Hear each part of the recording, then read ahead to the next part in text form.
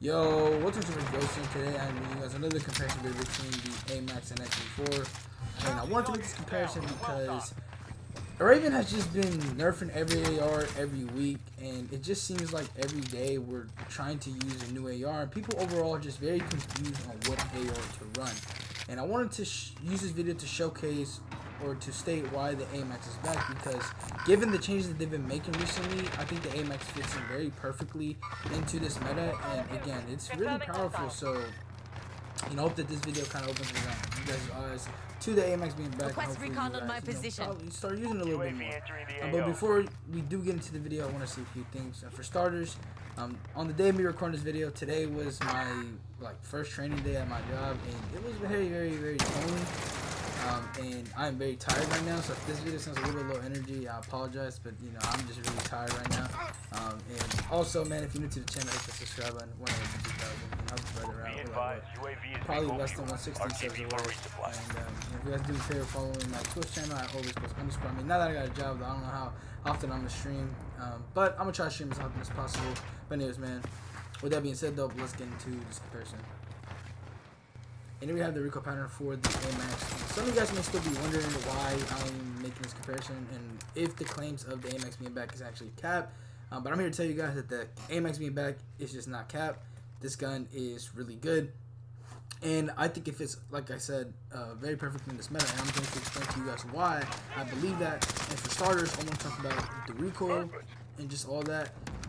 Obviously, the Amax has never been like a laser beam weapon. It always has had recoil, and it kind of found a struggle in trying to become meta because it just wasn't ideal for many players because you had to control recoil.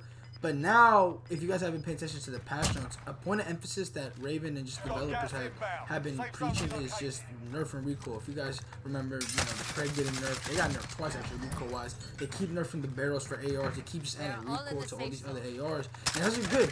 I'm glad that they're trying to steer away from the whole no recoil meta, because those metas are really boring.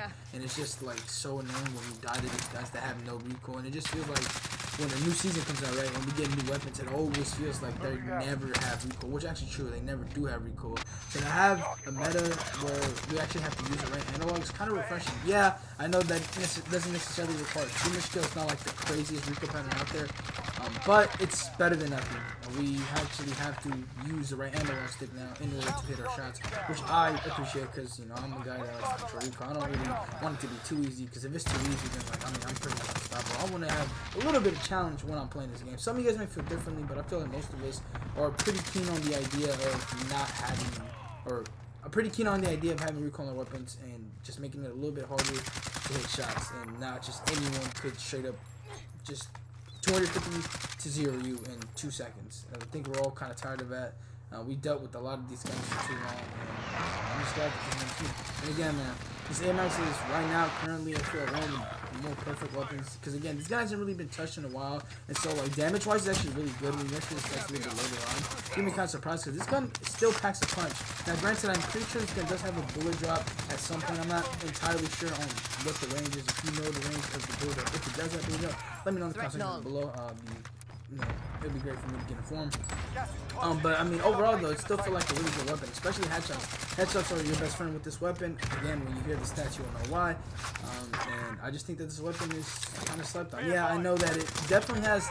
I don't know, because the Craig, bro, the Craig definitely gives the Amax run for its money on the most recoil in the gun, because that Craig got absolutely just destroyed. And the XM4 is not a boomer as well, and all the other ARs, except for maybe the AK, maybe C58, like those are kind of easy, but the other ones are starting to get around the recoil. But anyways, man, with that being said, let's get into the XM4 and stats.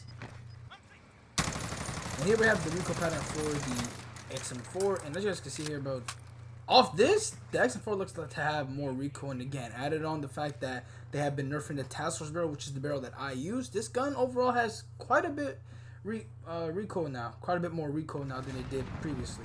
I'm not entirely sure if it's necessarily more recoil than Amax. Honestly, I don't really pay attention. I just know that these weapons are recoil, and I just gotta hold down on my right analog. The Amax at range does seem kind of iffy. The XM4 though, not necessarily a weapon that is 100% accurate at that range either. So both these weapons kind of share that similarity. They definitely aren't the most accurate weapons. And even if you do know how to control your gun, it's just they have a little bit of kick.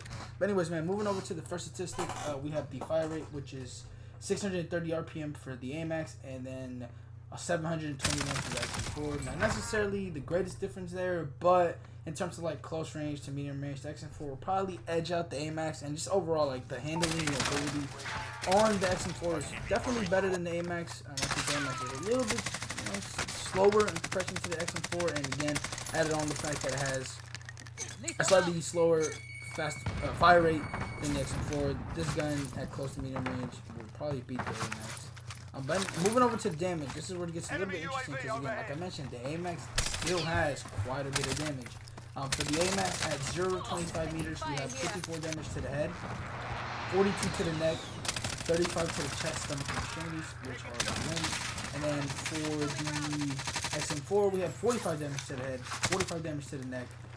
Oh, my bad, hold on, let me rewind. This is for 0 to 22 meters, we have 45 damage to the head and neck, and then 30 for the chest, stomach, and extremities. So obviously there, I feel like the Amax clearly has a damage advantage, especially in the head category, because the Amax is quite literally a 5-shot headshot at that range, and that is pretty absurd. The only thing that it lacks in is the neck damage, but not that by much. It has 42 damage in comparison to the XM4 5. It's just like a 2-bullet difference, maybe 3-bullet. But I think the most significant thing is like just the chest stomach getting 35 to 30.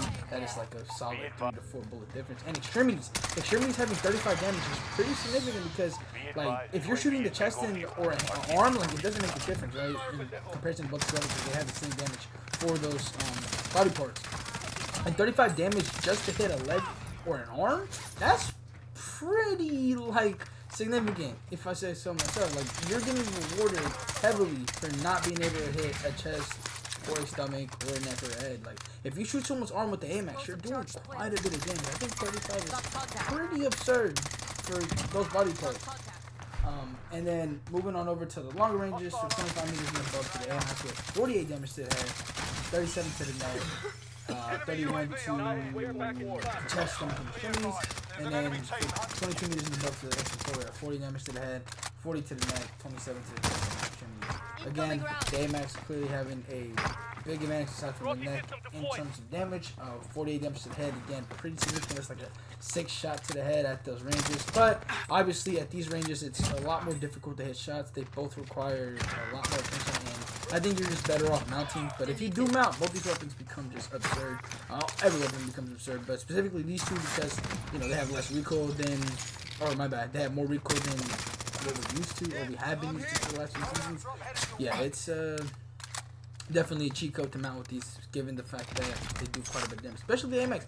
If you hit headshots, man, like, you're gonna be rewarded. And it's just, when you hit headshots, you're gonna feel just how quickly you destroy somebody. It took me a while, I'm not gonna lie, like, this time around, it took me a while to kind of get in the rhythm of the Amax, because a few weeks ago, maybe a month ago-ish, I posted a video about the Amax, and it was good then. Like, it felt pretty good at that time. But this time around, when I decided to use it, I was coming off a stretch of trying out other ARs, because I was also kind of lost on what AR to use. I tried the EM2, which I think sucks. I think the EM2 is not that good. People use it, but that gun has way too much recoil. The damage does pay off, but it's just, I don't know, man. It's just something about it. I can't really get behind it. I tried to use the Growl, the Kilo, they were too weak. I tried to use the Ram, which was too weak as well. So I fell on the Amax, and this gun at first, it did feel kind of bad. But then again, I was kind of like in my own head, because all the weapons that I had been using just didn't feel like they were killing fast enough.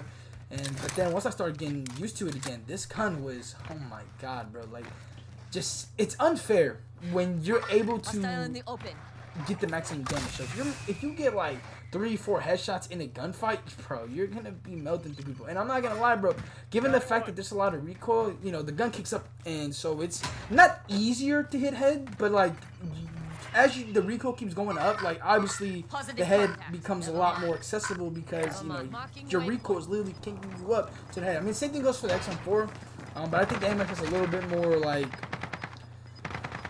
I said worse, because I do think the recoil on the Amax is slightly worse. But again, if you get the headshots, you still get rewarded. And honestly, bro, like, before this gun got nerfed, I could see why, you know, this thing was a monster, because back when it had the original damage, you literally didn't get punished for mission bullets. Like, you had a lot of recoil, but the bullets were literally nukes, and so, man, the OG Amax, that was a different time. That was just a different time. But now, man, I think it's time to bring it back. Again, like I mentioned, hopefully this video, these stats and whatnot, open your eyes a little bit to show you how good the Amax is. And if you're willing to use the XM4, man, might as well try on the Amax, man. I feel like the Amax is definitely a suitable weapon for a replacement of the XM4. Not to say that the XM4 is bad, though. Both are really good weapons. But anyways, man, yeah. Let me know what you guys think about both of these weapons. Which one do you prefer personally? And, yeah, thank you guys for watching. I'll see you guys later, and I'm out. Peace.